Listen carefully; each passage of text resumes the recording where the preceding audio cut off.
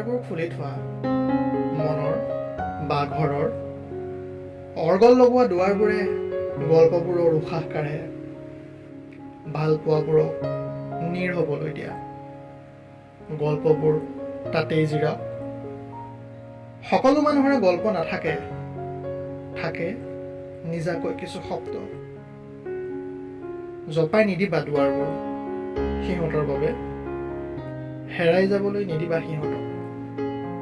তোমাৰ গল্পবোৰত সিহঁতকো দিয়া নিজাকৈ কিছু ঠাই। তোমাৰ দৰে হয়তো সিহঁতো একাকী। দুৱাৰবোৰ খুলি থোৱা, পোহৰবোৰ সোমাই আহক, ফুলি উঠক তোমালোকৰ শূন্যতাত।